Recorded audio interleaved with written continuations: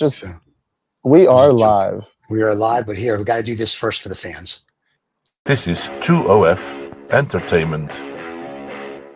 Welcome to the Lost Dollar Business Club, where we talk about business, and not just business. We talk about what makes businesses go up and what makes businesses go down. If you're interested in businesses, this is where it is. We talk about the global economy. We talk about global politics. We talk about everything and anything business related that affects your life on a global scale as well as a local scale. And don't miss after the show, Lost and Found.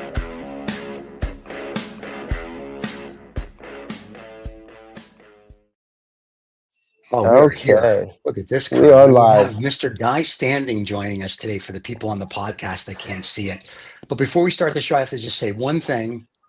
The New York Knicks finally won the playoff, and they didn't choke like they did last year, pussies. So thank God they won last week. It would be better if they won in New York 2 nights ago, but they won in Detroit. So congratulations. Don't screw up the next set of series you have to play. So good luck. Good luck with that. Yes. Good luck. Yeah. I'm a Knicks fan, so disappointment I live for. So yeah, that's Knicks, right. Congratulations. Okay, there you go. There's my plug for the New York Knicks. It's a good plug. There you go New York. That's right. Guy, where are you calling in from today, Guy? Where in the world are you now? I'm at my home outside Geneva in a small village, and it's a beautiful day, beautiful blue sky. And I'm glad I'm not in Trump land, to be honest. Okay. Very differently from over in Europe, as you can imagine. So we're in strange times. We're in rather worrying times, to put it mildly. Well, yeah, let's just dive right into it, because you recently wrote an article about maybe why you consider us being in worrying times, and part of that was, as you've been talking about many times, about the precariat. And certain parties in the United States have not understood the precariat concept nor addressed it. And some would say that Trump is a symptom, not the cause of what's going on in the United States. And that's probably deeply tied to what's going on with the precariat class. And maybe you just want to fill us in on that and give us your quick definition of the precariat for you viewers who haven't heard that phrase before. Yeah, I wrote a book in 2011, which has changed my life as much as had an incredible impact. And it's called The Precariat, the New Dangerous Class. And on page 1, I said, if politicians and commentators don't understand and address the needs and aspirations of the precariat, we will see the emergence of a political monster. And in the course of the book, I outlined the sort of characteristics that this political monster would bring. And the book has been translated into 25 languages. And basically, I've been asked to speak about the precariat in well over 700 places, in about 49 countries, in 153 universities, different universities. It's extraordinary. And basically, to answer the question is that the precariat is not like the old proletariat, the old industrial working class. It's describable in 3 dimensions. And we're getting some interrupting. Yeah, so who's music. playing? Oh, I'm sorry. Okay. Yeah. It's 3 dimensions. Michael's still at a gentleman's club. He hasn't gotten home yet. So he's like that. You can get these background noises that disturb anyone's thoughts, right? But anyhow, the 3 dimensions are the following. The first is distinctive relations of production. And what that means in plain English is that they experience unstable, insecure labor. They don't have an occupational narrative or identity, and they don't have a sense of control of their time. They have to do a lot of work that doesn't get counted as work, and we can come back to that later because it's addressed in my new book. And this is the first mass class in history which has a level of education. Thank you. A level of education which is above the level of job they can expect to obtain at any time, right? That is a unique feature. So they suffer from a sort of status frustration, which is really, lack of dignity as well. That's the first dimension. Now, most commentators who've addressed my book around the world always focus on that dimension.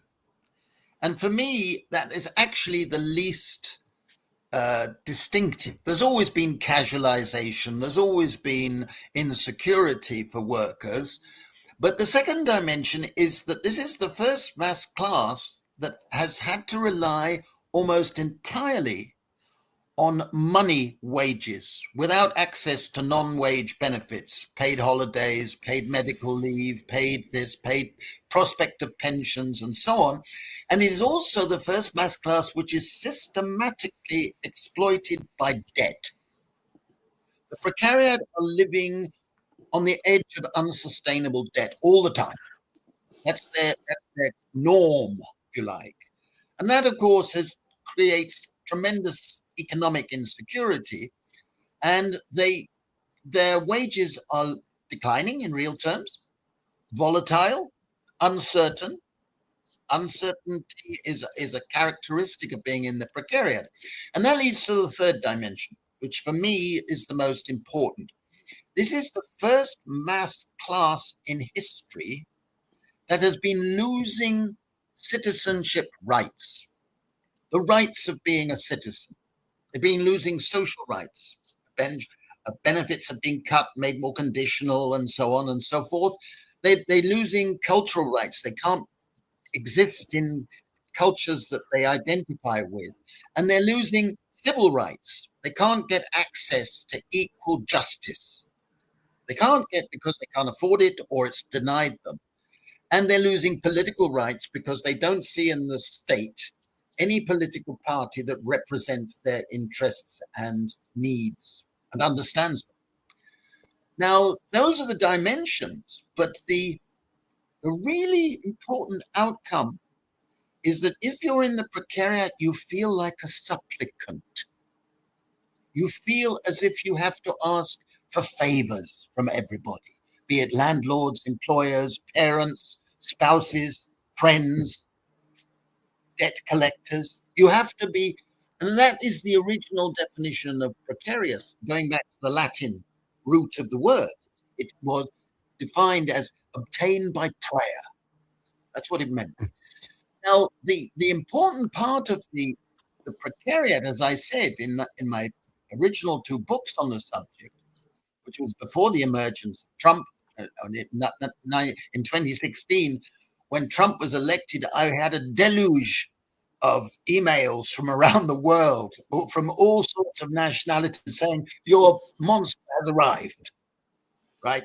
That's what the messages were. And all sorts of things. Now, I said that the precariat is divided into three groups. If you were a Marxist, you could say that it's not yet a class for itself because it's internally divided. The first group I call the atavists. This is the lesser educated part. They're not deplorables, as a famous Hillary Clinton remark made sound as. They are people that don't have a lot of education, but they listen to the Trumps, or in Britain, the Nigel Farage, or the Marine Le Pen in France, or the Viktor Orban in Hungary, or the Modi in India. They listen to those people promising to bring back yesterday. Yesterday, MAGA, make America great again, make Britain great again. They are easily led to think that yesterday was better than today, and here are these people promising to bring back something that's actually mythical in many respects. That group will vote for the populist far right. The second group I call nostalgics. These are the migrants, whether you call them illegals or whatever, all these terrible words that are being used to describe all of us are migrants. I'm a migrant. If you look back to your own history, you will find most of your ancestors have been migrants. We're all migrants in some sense. For heaven's sake, let's grow up. But this group has no sense of home. They have no sense of home where they've come from, and they have no sense of home where they are. This group won't vote for the fascists, for the populists, but they're looking for a politics of paradise and they don't find it. So most of them are staying out of politics. They're not voting. They're disenfranchised. And the third group I call the progressives. And these are the young, mainly the young, who are told to go to university, told to go to college, and then you will have a future. Mhm. They come out realizing they've got a lottery ticket and they don't have a future. And they're looking for a future. Now, this group is the group that I tend to be talking to around the world.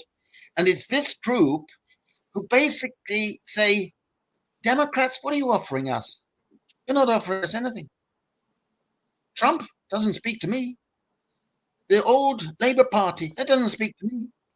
The Social Democrats in Europe doesn't speak to me. So they're not voting in any great numbers. So you had an election last year in the United States where your president, bless his little heart if he's got one, your president actually was elected with about 31% of the electorate supporting him. Only 31%, right? He doesn't have a mandate. And that was because 35%, or more than 35% of the electorate didn't vote at all. So we have a situation where we have a political vacuum on what broadly would be called the left, right? And unless the progressive side of politics and the commentariat, including all of us, unless we can relate with a new vocabulary, a new agenda, a new vision, a new narrative, we're going to see this continuing drift to an authoritarian form of fascism. And that's where we are today. But do you think part of that is because the people, whether it's the president, Congress, Senate, whatever, in our country, forget that they're really just civil servants and they think they really are gods with a little g, if you will? See, I think they forget that we put them there technically, and they work for us. We pay their salary with our taxes. I think they forget that. I think that's part of the issue as well. It is part of it, Stephen, but if you think about how American politics has gone during our lifetime, if you like, more and more you have to be either super wealthy or backed by super wealth. Right. I call what's emerged in the United States a plutarchy. It's ruled by the super wealthy in the interests of the super wealthy. Right. And you have, the richest man in the world running this incredibly disgusting doge. And you have these people, a cabinet, where you're full of billionaires. Most of them are scary characters, with tattoos on their bodies and really strange tattoos. I mean, I don't mind nothing about Oh, you mean the tattoos. head of the They're really strange tattoos. And you have a situation where the super wealthy, the plutocrats, have captured democracy. We know what's happening. And they have an unholy alliance with the atavistic part of the Precariat. So they can mobilize a sort of class alliance between the elite that's gaining from rentier capitalism, which is the form of capitalism we've got today, and the disenchanted people in the Precariat who are not hearing any alternative message, alternative politics. And I think that we are in an era too where too many politicians are backed by too many think tanks.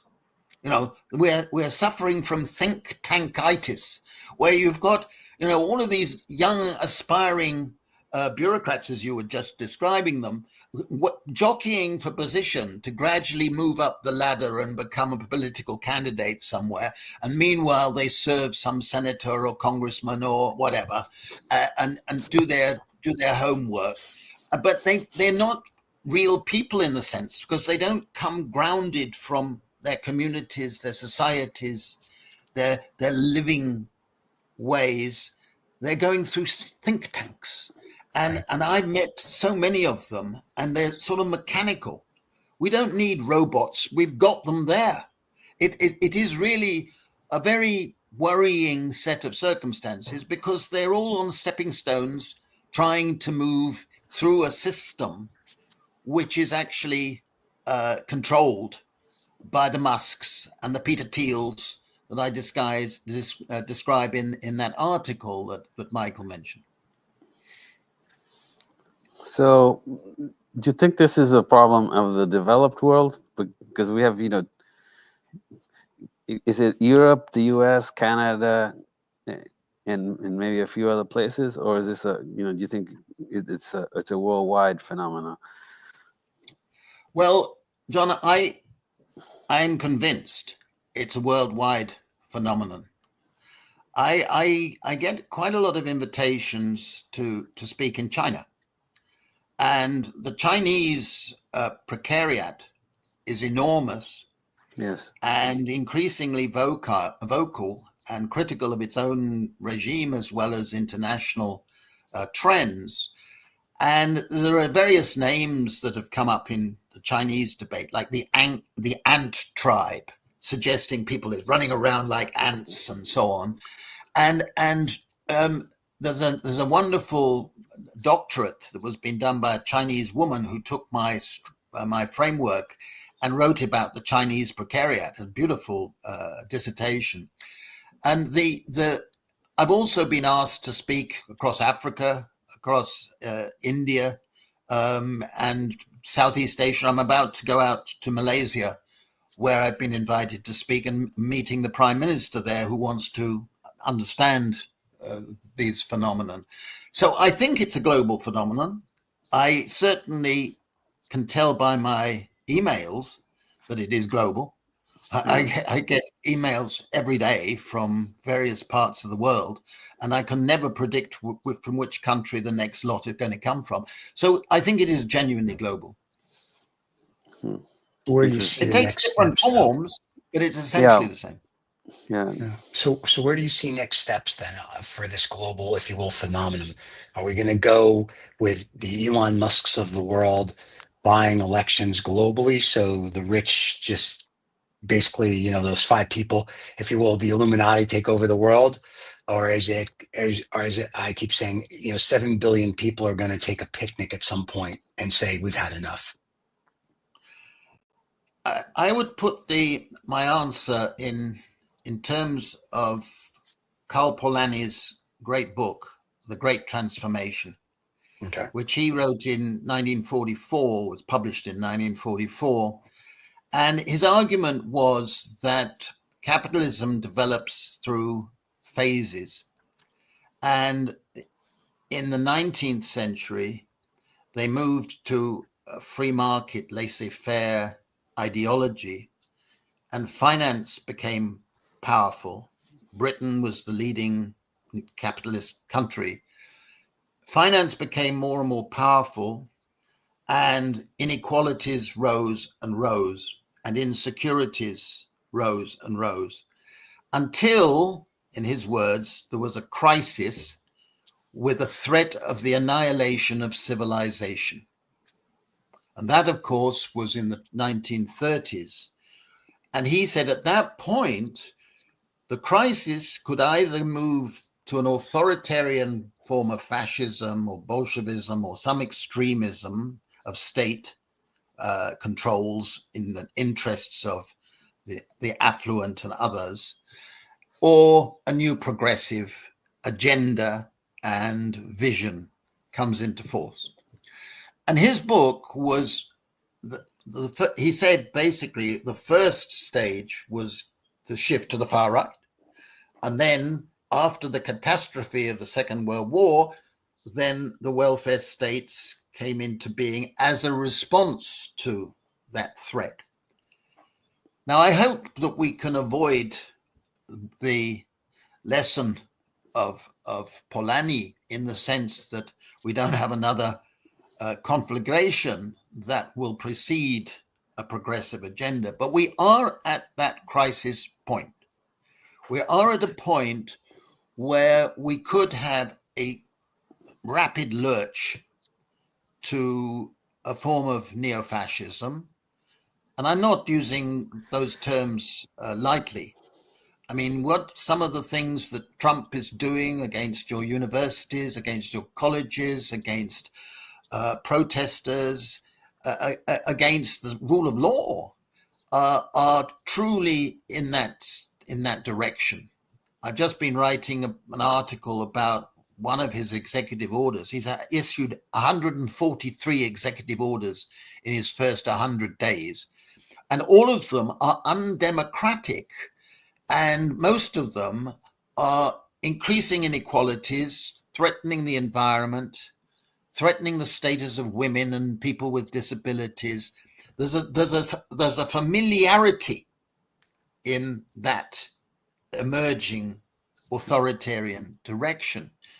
When you tell your universities that they must abide by the rules that I, the king, set, then you know you're in deep trouble, right?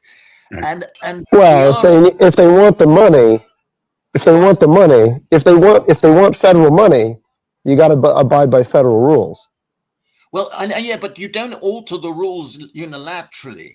I mean, I don't think that if you've given grants to do research on climate change, then and to suddenly be told your grant is being taken away, I don't think that's justifiable under due process. I'm sorry, I don't think that's right.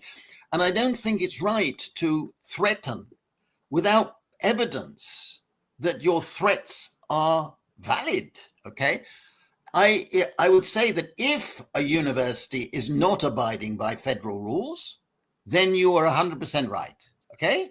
But you can't take action before showing that that is the case, or giving a university an opportunity to answer. And then if they do abide, still withhold money from them, like they've done with Columbia. Now, I'm not defending American universities. I've written a book recently, which hasn't come out yet, on the education commons. I don't like the direction that many universities in Britain and the United States have followed. I don't like what they're doing. But that doesn't justify unilateral action that just jettisons the law. And if somebody protests against speakers, that's been done through history. That's the norm. That's called freedom. But I mean, you can't persecute those who protest and allow people to say some disgraceful things, threatening things. There are rules, right? I believe in freedom of speech. I believe in the values of isagoria, which is the Greek term for equal right to speak and equal right to be heard. And we don't have respect for the latter part.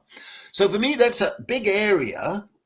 But what Trump is doing is unilaterally not abiding by the US Constitution or by international law. He's just authorized deep sea mining when it's openly abandoning UNCLOS, the United Nations Convention on the Law of the Sea, which says that no deep sea mining should start until there's a mining code on environmental protection and sharing of benefits. Now, that's under the international law that the United States helped to negotiate. And he issues a unilateral order saying, we're going to do it. I'm authorizing anywhere in the world. US mining companies can go deep sea mining. We know, every scientist I know says this is going to be catastrophic. But this man has done it. A unilateral executive order. Doesn't go through Congress. It really, this is the symptoms of a system drifting away from any sense of democracy to an authoritarian, despotic regime. And we've only seen the start of it. He keeps telling us we've only seen the start of it.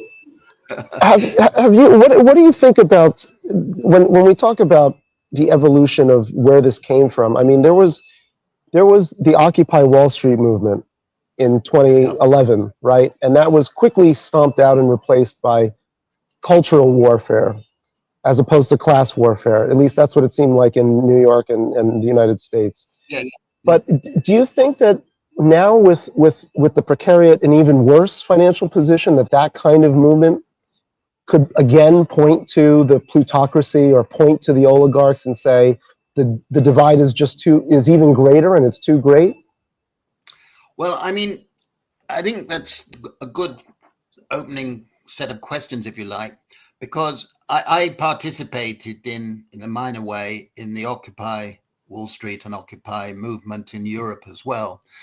And I was very upset because one of the claimed virtues of people like my friend David Graeber, who's died, was that it would be leaderless and somehow, a moment from below. And it was classic, what I call primitive rebels phase. More people knew what they were against than knew what they were for instead, Yes.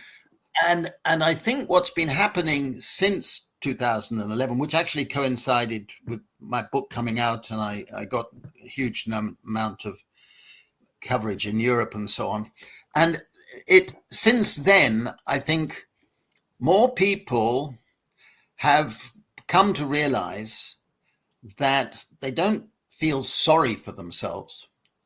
They feel that they are members of an emerging class, and there's some dignity in that. There's some sense of direction that can be given. I'm not saying we're at a very advanced point in that emergence, but it's a big change that's been taking place, which I think is taking place in some countries much faster than others. And I've just had a friend staying with me who's come from Indonesia, and I gave a talk there, and we have surprising movements, members of parliament who are articulating a precariat agenda in countries like that and in Southeast Asia. And the leading candidate for the presidency of South Korea has an agenda based on the precariat, and I know him quite well. And he could well become president. So we could see a change taking place. I'm not every day optimistic. I would say I get up on a Monday, I'm pretty depressed. Tuesday, I might be feeling better. Wednesday, I'm feeling euphoric, particularly if I've had a glass of something. And by Friday, I might be down again. But the thing is, we now have a greater sense of identity in the precariat. We now have genuinely millions of people who will proudly say, I'm part of the precariat.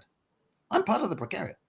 That's me. I mean, how big of the labor force do you think globally the precariat represents these days? Well, there are various estimates now because, of course, the definition is like the definition of a working class at all time. It's never that precise, but we have sort of estimates done by various people and institutes with different methodologies. I would put the proportions between 30 and 40%, okay, who are in the precariat, and another 20% who feel that they could be in any time.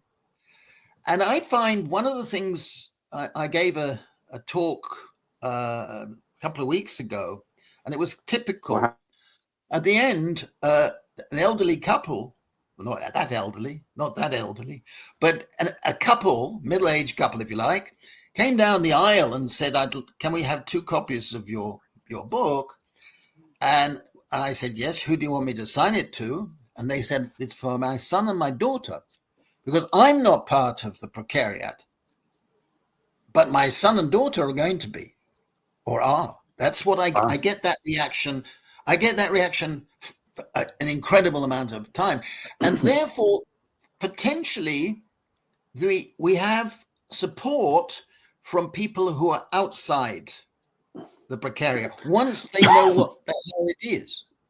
But I think that the sense of identity is spreading fast, and I think that's an important phase in moving to a new progressive politics, because your Democrat leaders, with respect, I think that's the word I should use, are dead men walking. The Labour leadership in Britain are dead men walking. And in the sense that intellectually and what they offer, I mean, would you rush to the turnstiles and want to fight for them? I don't think so. No. So my question, I'm trying to think, if we go to, I think your thought of maybe a basic income, I'm trying to reconcile that with the position that we're in, in Europe and the US, where the let's just call it the financial state of those two places is, I would say, in a precarious or in a fragile state, because in the US we have 6 or 7% deficit of GDP, and it's really an unsustainable state. And so we're getting this, somewhat of a reaction with Trump and in other places of cutting the state, because we can't afford it anymore. So how are we going to how do we reconcile that with trying to address the needs of the precariat, given the resources that we have to change that? I mean, I think the fiscal deficit and the budget deficit and all other deficits are contrived. If you slash taxes for the rich and the very rich, then of course your budget has problems, right? They've been slashing taxes and increasing the subsidies that are given to the plutocrats. Elon Musk has received something like $20 billion of federal money to enable him to build up Tesla and his various other things over the years. Those are subsidies, okay? Sure. If you give subsidies to the already plutocratic types, then of course you're going to have a deficit, because you're spending more than you need to in giving to the wealthy. That's been happening. Meanwhile, you're cutting benefits, calling it welfare, and somehow saying it's given to people who are scroungers or whatever, all of the epithets that are thrown around. And you've got into a false logic, because then you suddenly say, oh, we don't have the money. Well, you don't have the money because of choices that have been made by people in power, right? So I think the first stage in all of this debate is to be saying, look, don't tell us we have a deficit. John Maynard Keynes, the most famous economist of the last century, said anything we really need, we can afford. It's a matter of priorities, okay? And as a matter of priorities, you can go through what your society, you, America, or us in Europe, what we want, what we need. And fundamentally, we have a terrifying tragedy unfolding as we're speaking and talking together, which is we have an epidemic of stress and mental disorders and suicides and deaths of despair from opioids and shortened life expectancy from cardiac and other problems that stem from insecurity. And we don't have a strategy for giving ordinary people security. And if we don't have economic security, then we cannot expect people to be mentally and physically responsible. They have to do whatever they need to do to survive, and they are losing mental IQ because of this insecurity.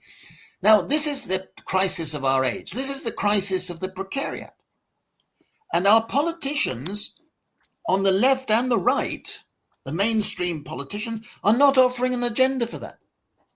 But that is the biggest single crisis in our societies. The environmental thing is overriding all that, but the two combined are creating an existential crisis that we need young, vibrant, politically aware people to be mobilizing around. And I've advocated basic income for many, many years. And it's a remarkable fact that we now have something like 200 pilots and experiments ongoing at the moment. And we've had the results of many, some of which I've been involved in, from various countries, various types of countries, and they're showing wonderful effects. And most of all, an improvement in mental health.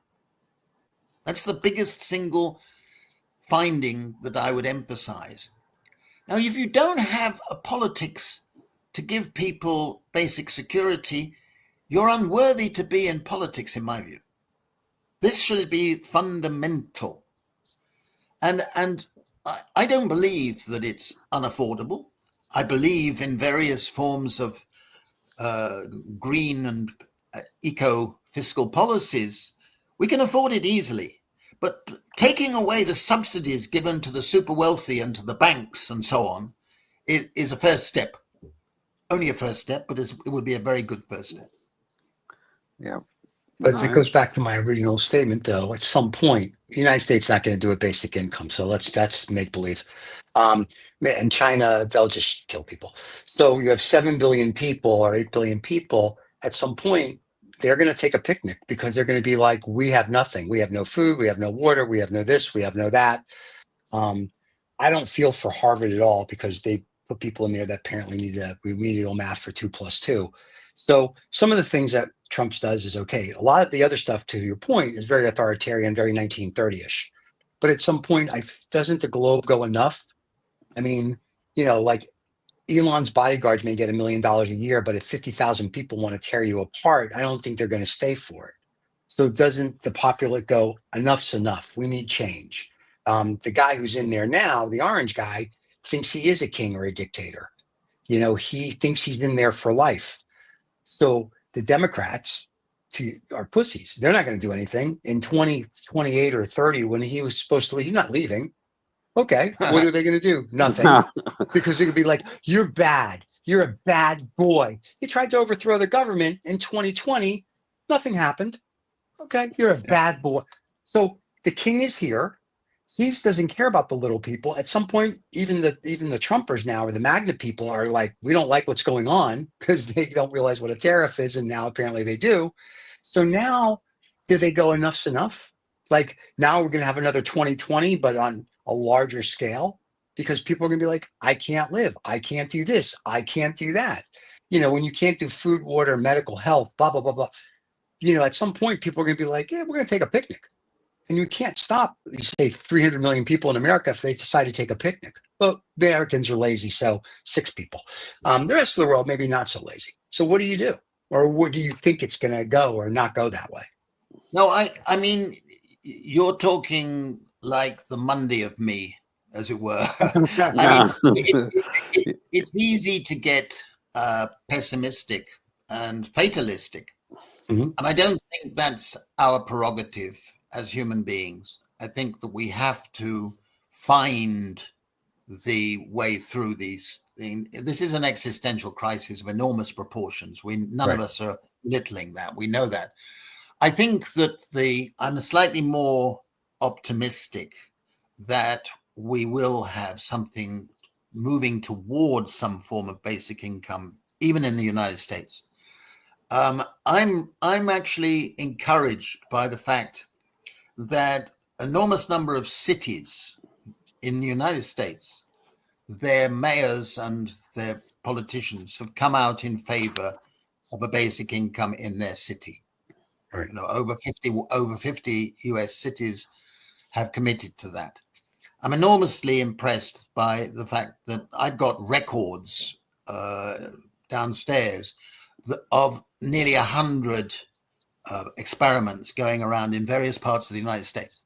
Now, if I'd had this discussion with you 10 years ago, I would have said, dream on, dream on. That's beyond hope. Come on, forget it. United States? No, it won't happen. And yet it is happening. Okay. I'm not saying your pessimism is wrong. I'm saying that one should not give up hope. And I think that there are moves that are potentially exciting. We're seeing the same in Europe. We're seeing a lot of people coming out in favor. Opinion polls show that a majority are in favor. Opinion polls in the United States have shown quite a large proportion of people who would be Democrat in normal times supporting it. So I think, and in developing countries, we're seeing it become enormously popular, as I mentioned earlier. So, and we've just had a wonderful pilot in Wales, which is just completed. The results have not come out yet, but I know them. And I think that there is a general swell of interest. Google has just invited me to give a seminar in their London headquarters on the 14th of May. Very nice. I mean, I think one has to say, look, if something makes sense to you, to me, to you, whoever, then one should speak for it. Even if one can easily say, oh, the barriers to getting there are frightening, right? Daunting. And as long as people elect a Trump, or in Britain a Farage or a Starmer, of course, we'll never get anywhere, okay? Right. But we have to be offering a politics of paradise, which is built around reducing inequalities. And my book on the politics of time is all about time inequalities, which I think is an overlooked set of issues, and giving people the most important thing in life, which is security, which gives health. And these are linked to reducing the need for public spending. I mean, if you have an unhealthy population, an indebted, chronically indebted population, this puts incredible strains on your public services, your infrastructure, and so on, which creates what John was talking about, or helps create the growth of this deficit and so on, because it's imposing extra spending demands.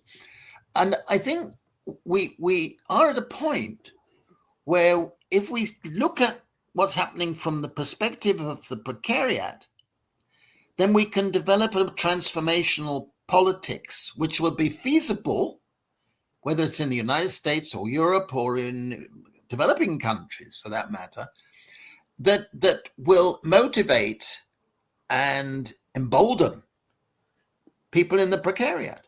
That's why one of the things I talk about in that book, the final chapter, which is an allegorical chapter, imagining if a precariat agenda came into being, people want a common. They want to share activities. They want to do volunteering. They want to be involved in their communities.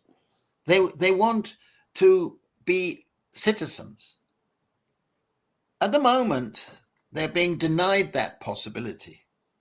But there are many little changes which could alter that. I think one of the most important demands that someone like me as an economist can make is that we need to reconceptualize what we mean by work. If a woman looks after her elderly mother, it's not called work. If she looks after your elderly mother, it's called work. Mm. But actually, she can look after her elderly mother better than she could look after your elderly mother. Now, why is it that all care work done mainly by women, but also increasingly by men, is given a value of 0 in measures of our national income?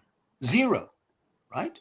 So if you increase care giving to your community or to your loved ones, national income goes down. It's incredible. Well, this is ridiculous. We need to say that the value of care, the value of community work, the value of working in a community garden, for example, where you're producing fresh fruit and vegetables, which you can either consume yourself or share in the community, why shouldn't that be called work? It is work. If a Martian came down today and you said all of these things are not called work, but going to sit in a factory or a supermarket or a mall, it's called work, they would say, well, what's wrong with you, for heaven's sake? You know, why should be sitting in a supermarket tapping like this, or in an Amazon store going like this. Why should that be called work when if you're caring for someone who's dying or someone who's just come into life, it's not called work? I mean, let's be adults. Mhm. And the reason is that the concept of GDP was devised by Simon Kuznets and colleagues in New York in the 1930s as a measure of what was mobilizable for war. Right. And therefore, they said women who have children, who are caring for children, are not mobilizable for war. So we give them a value of 0. Well, come on. That was bad then. It was wrong. As soon as war came, millions of American women were mobilized to help. We know that, right? But it was based on a sexist presumption. And we're still using that measure in the 21st century. So, I mean, that's a very simple thing. We could do it. We could give an imputed value, just as imputed rent is given to housing. We could alter the measure, and this would alter the perspective on what we think of as work and what we think of national income. And it would mean giving dignity to many forms of activity, which all of us here would regard as among the most valuable activities we can do. Very simple, but it's vitally important. Well, maybe we'll get a political party that has, as we like to say in New York, chutzpah. Yeah. And they can actually go for all that, because the political parties now are, you have the Republicans, which is a cult, if I may. You have the Democrats, which I don't know what the hell they are. And you have everyone else. Corporatists, yeah. Corporatists, yeah. But I mean, they lay down. Yesterday's people. Yeah, right. They People. lay down and die. I mean, we need somebody. Unfortunately, you need like the two guys out of Pennsylvania, the governor and the senator. They're the only two people that could literally stand up to Trump and tell him to go F himself, because that's what they would say normally anyway. And you need, unfortunately, someone with balls. You need someone for balls that's going to run against him and go and call him out. The problem is you watch anything he does. If he says it's blue, his whole cabinet goes, it's blue. And the blonde chick, that's his press secretary, she came from North Korea. I'm sorry. I mean, like, whatever the emperor says is she's like, oh yes, Donnie's great, wonderful. I mean, it's She's just frightening. enough. And yeah, and then I listened to him with the reporters, like the other day on CNN. He goes, fake news, fake news. No, Mr. President, I hate to tell you this, you're fake news and you're full of shit. You're not a negotiator. You're nothing. China didn't blink. You're screwing up the world. We've lost $7 trillion in a market economy. You yourself have become very rich with your meme coins and your stable coins and all the deals you're doing. But the globe as a whole is in worse shape in your first 100 days. And that's the problem. But, anything he says, his cabinet's like, they're wonderful. So there's a problem there. And unfortunately, there's no price standing up to it. Yeah, I know you've got to have different type of politicians to take on a bully, but I want to go back to something that Michael said, because I think there's some essential truth in what he said about universities. And I think one of the biggest single mistakes of the so-called left, the Democrats, and the so-called liberals in American universities, and it's the same in Britain, so I don't want to focus just on that, was to shift away from a class politics to an identity politics. And this woke stuff, and it was a gift to Trump and authoritarian types. And all of that became excessive, demeaning for too many people, demanding, and it was control stuff, and it was excessive, and the Democrats should understand that, and it created an opportunity for the bullies and the white boys, as it were, projecting a sense of men being reduced and demeaned and so on. It allowed a vacuum there. And I think that the left will only recover. And when I use the term left, I don't mean extreme left. I'm talking about any left of center, if you like. It's a short form.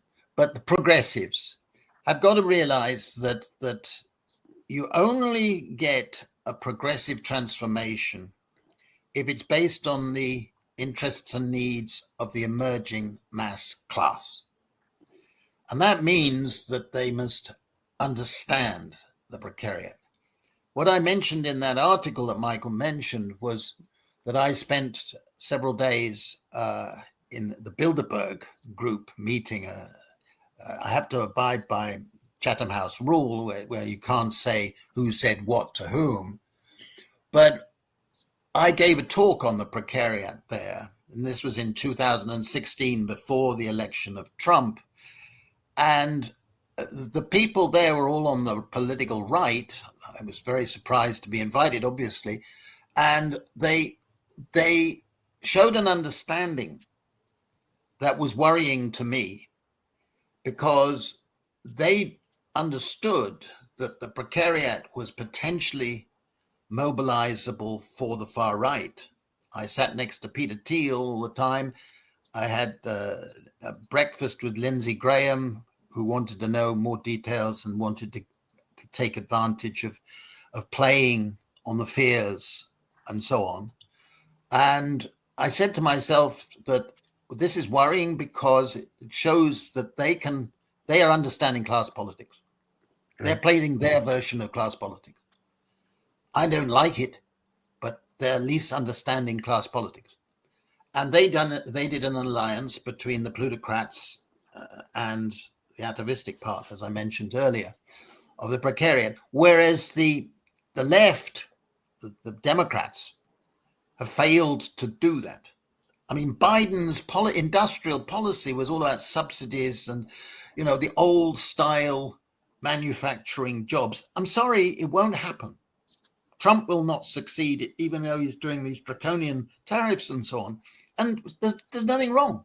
There's nothing wrong with having people in other parts of the world doing demeaning jobs in factories. There's a beautiful video that's come out of China showing what happens if you put all the jobs that are done in factories in Southeast Asia back in the United States and had Americans doing it, and they wouldn't be able to do it, and they wouldn't want to. They wouldn't want to, and I wouldn't want them to either, because they're not exciting jobs. Okay? Why we have a jobs fetish? It's something that we need to escape from. For most of human history, jobs were things that people wanted to avoid. Now the left politicians want everybody to be in jobs. Why? So, Well, the robots will come soon, and then there won't be any jobs. Just the robots will do it. Michael, I'm not sure of that. I think what's happening with every technological revolution throughout history, more new jobs are created instead of old jobs, okay? It's called the lump of labor fallacy. There are actually millions and millions of new jobs. There are more jobs today than at any time in history, and our technologies are more advanced than any time in history. So Sure. I don't think it's that. I think what's happening is that fewer and fewer jobs are paying a decent income and are capable of paying a decent income. And more jobs are of the type I describe in that book, which are both insecure, unstable, and don't have rights associated with them. I mean, I don't want my children, for example, to be stuck in 9-to-5 jobs doing the same boring thing for years and years. Why should we want to do that? I'd hate that. So I think we need to escape from it and say that forms of work where you develop your capabilities, your competencies, your humanity is something that we should work towards. And the precariat understand that. They want to work, but they don't necessarily want to be in stable, full-time, boring jobs. Well, good for them. That's exactly my dream of life too. I've never worked harder than since I've stopped having a job. I work 60 hours, but that's because I love what I'm doing. But more people want that. And we have to find the ways of creating it. And that is where we stand today. And don't forget, the biggest form of crisis for the so-called left is they developed welfare systems built on an old industrial model.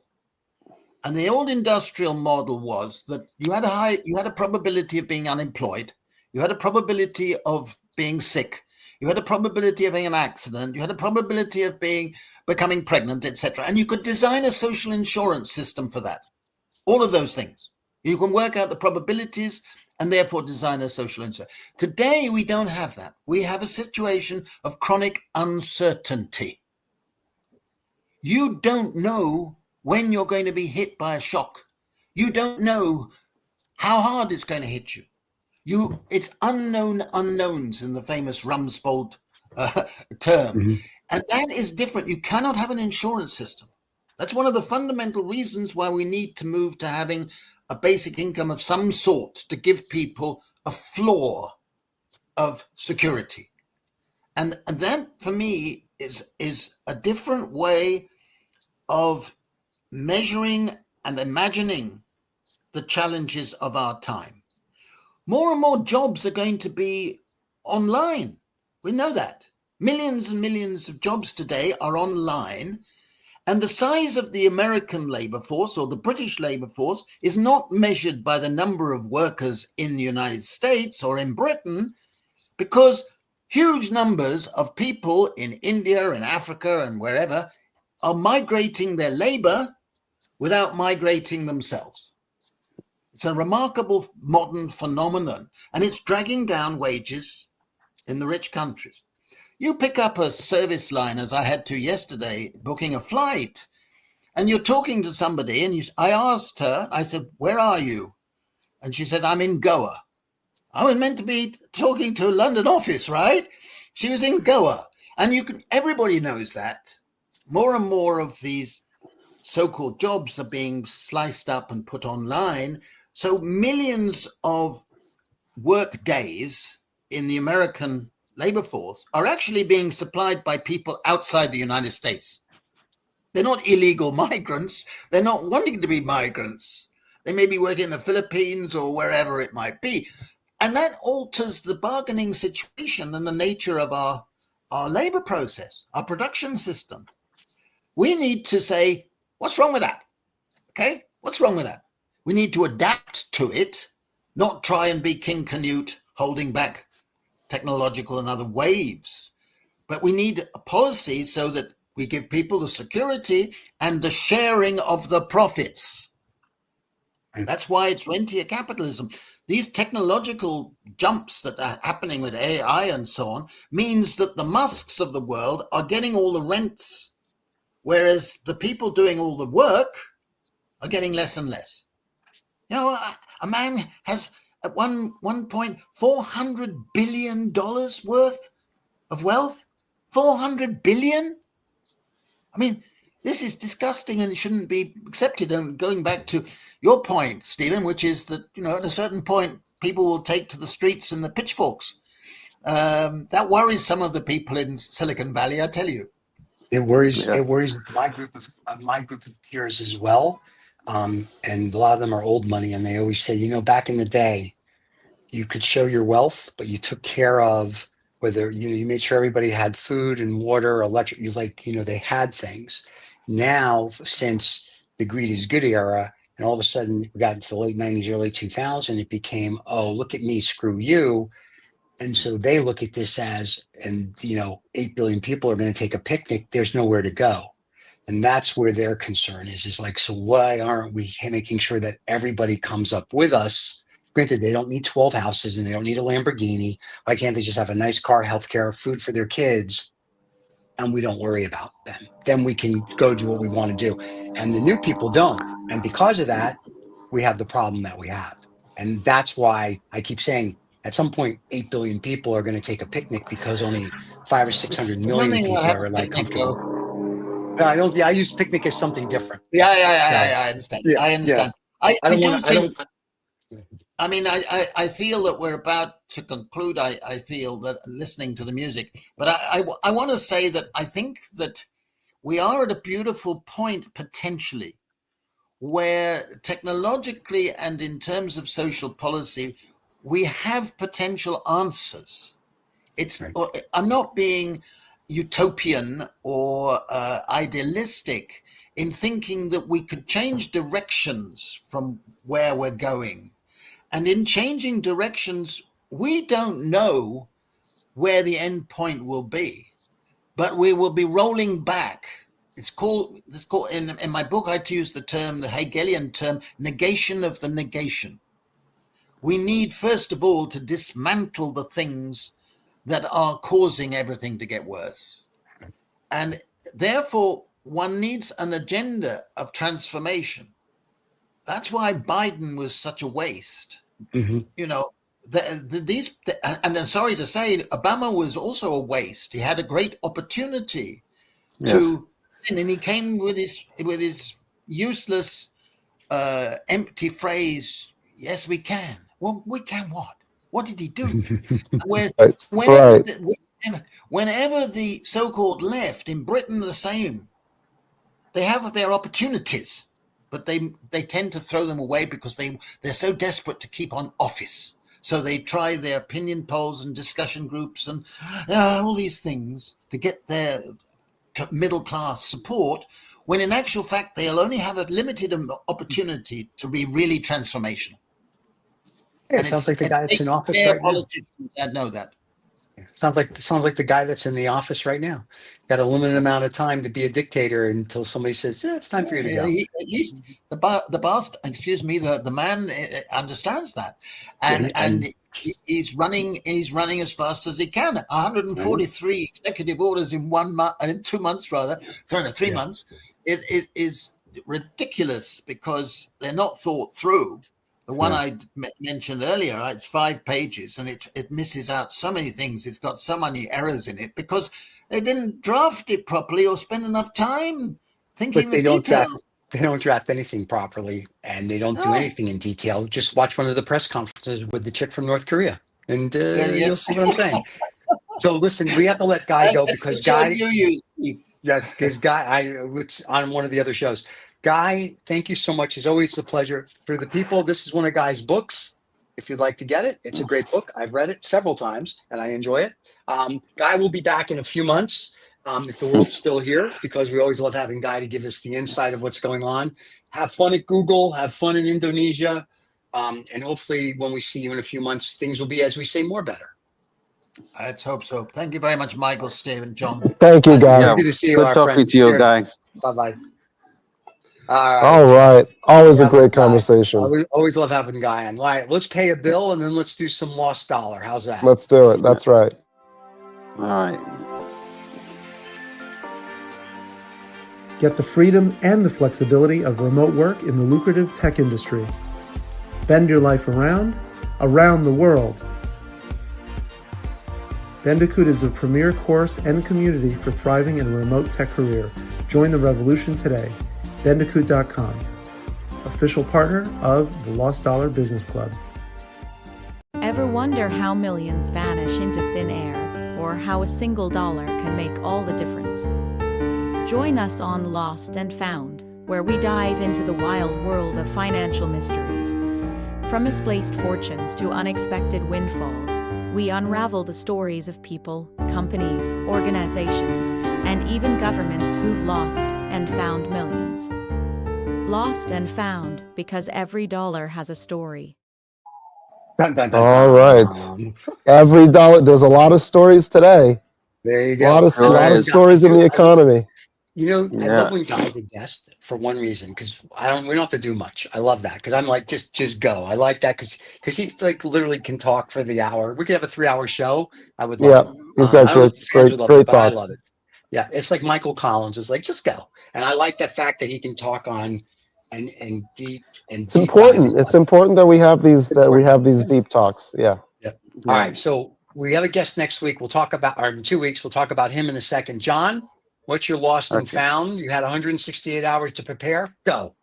Yeah. Okay. There's two good ones. Okay. Well, the first one is that today, the Chinese are actually very quietly walking back some of the tariffs they put on U.S. imports. Something like 24% of the imports from the U.S., which is about $40 billion, Okay. obviously because these specific ones that I'm not sure what exactly they're exempting, but they're hurting their side of their economic system, shall we say. It's not a one-way street. It's hitting China too, and it's hitting their employment. So that's a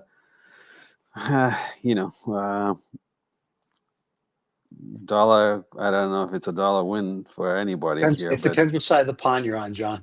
yeah. So for the Chinese, it's maybe a dollar gain, and then maybe Okay. a dollar gain for the U.S. because they'll be able to export the stuff that the Chinese want, and they don't want to pay a There you go. tariff on. Yeah. The other one, Yeah. which I think is really interesting. In It's only in an hour Houston, show, John. yeah, in Houston, right? We've talked about this before. I think the Houston Independent School District, which is huge, is facing a current deficit of 250 million. Right, Wow. school district, yeah. But that didn't stop the superintendent, Mikey Miles, from accepting a bonus of $126,000 in April to supplement his income. $380,000 salary.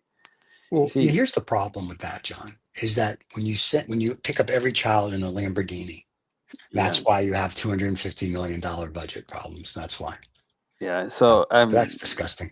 it's just amazing, and it's amazing that people keep voting or not taking action when this is your money. I mean, so for this year, the current school deficit is expected to be 125 million.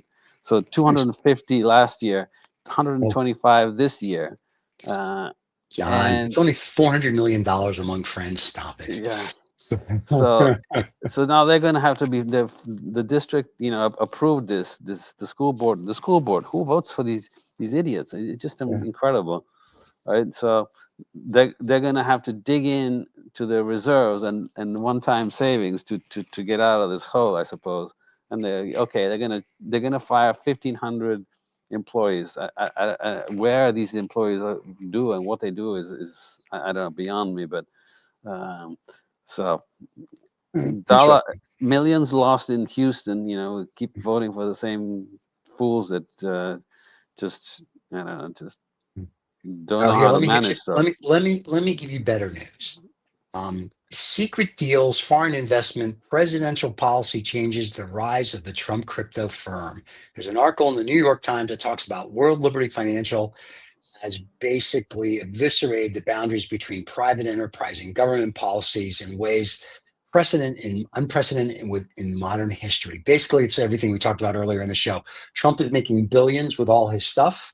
And now, because crypto is the new wild, wild west, all these crypto firms now are applying for banking licenses. So now you're not just going to have Chase and Wells Fargo and Northern Trust and Bank Mellon. You're going to have Binance Bank, this bank, and that bank. They're all getting approved under this administration for licensing. So welcome to the nearest. Here's your crypto bank coming around the corner. So there you go. And as the president and his family become richer and richer and richer, listen, I understand presidents make money. This is the most blatant form of corruption ever. So, and everyone's talking about it. So I thought it was interesting. So it's a dollar found for Trump, and it's a dollar lost for basically the rest of the planet. There you go. Very interesting. Well, we've got another dollar lost, this time for Apple, because there was a court order, a federal judge upheld a ruling saying that Apple cannot force App Store developers to go through their payment system.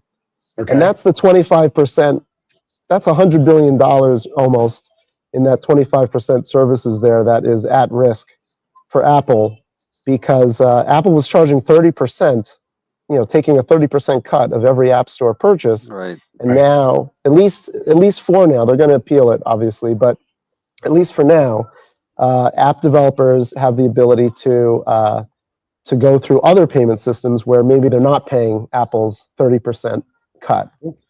So that's a big possible dollar loss for Apple, which generated $391 billion in revenue last year, and 100 billion of that, close to 100 billion of that, was through the App Store.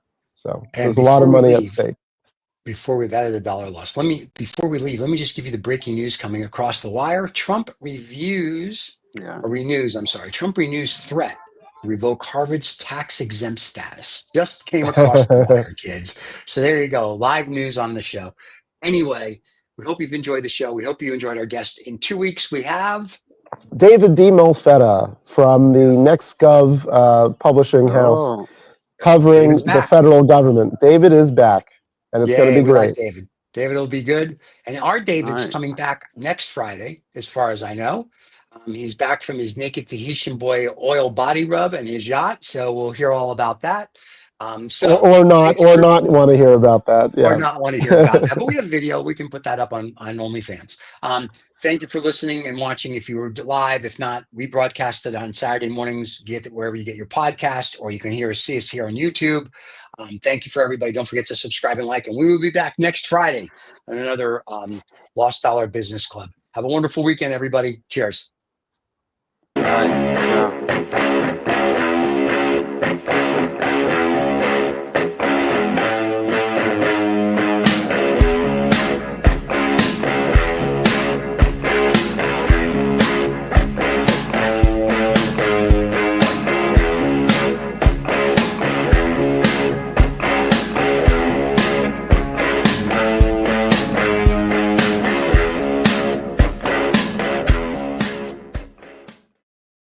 And we are All right. done.